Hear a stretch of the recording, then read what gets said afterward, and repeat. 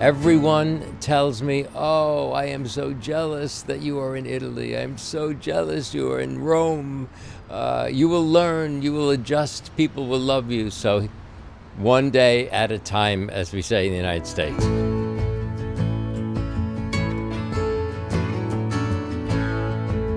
My family comes from southern Italy, Neapolitan area. My mom's father, in particular, from the island of Procida.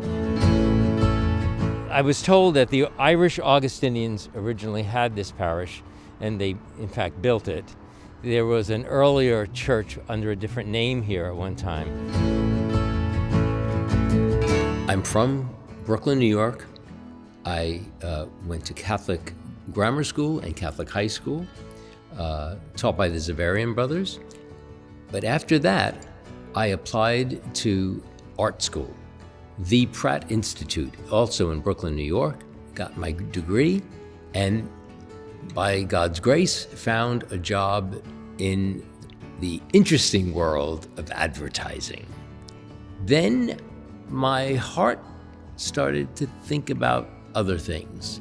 I prayed a lot. I prayed and I said, maybe God is calling me to be involved in ministry, to be a priest.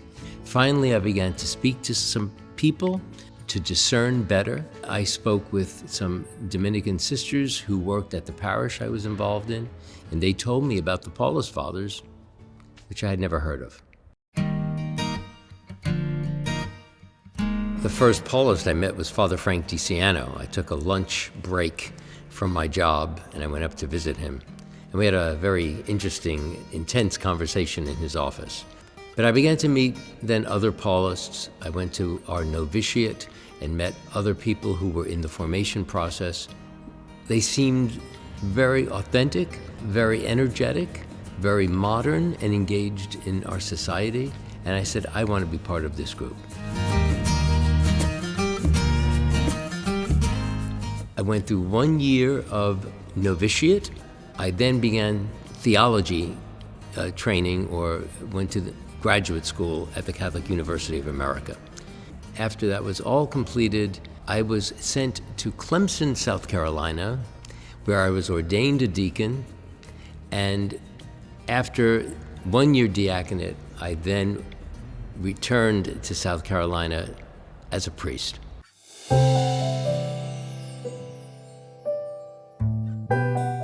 After I left South Carolina in 1993, I went to Boulder, Colorado, out west, to do more campus ministry at a university parish of St. Thomas Aquinas in Boulder. After leaving, I did a sabbatical in Chicago for 1 year. From there, I went to Boston.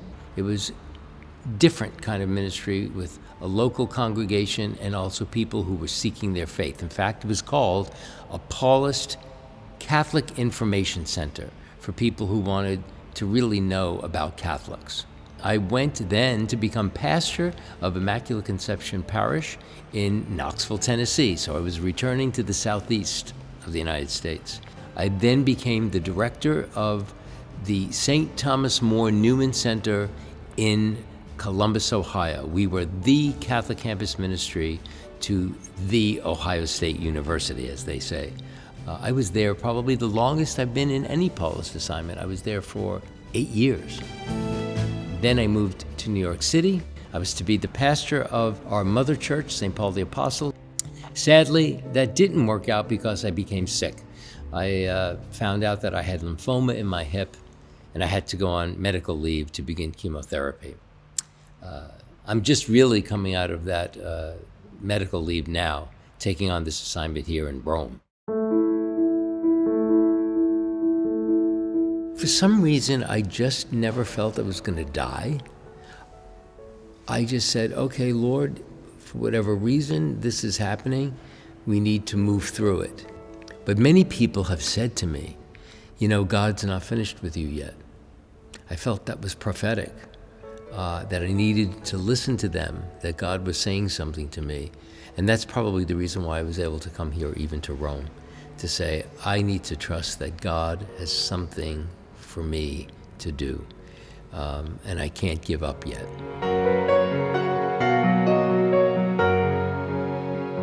as much as people are appreciative of the ministry of their priests, they often are not fully aware of how much they are also ministering back to the clergy, to the priest.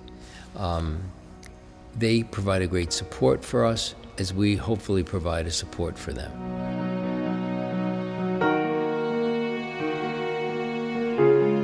I think I have been able to meet some of the most interesting people in my life with the Paulist Fathers that I would never have had the opportunity to do otherwise. And that's incredible to me.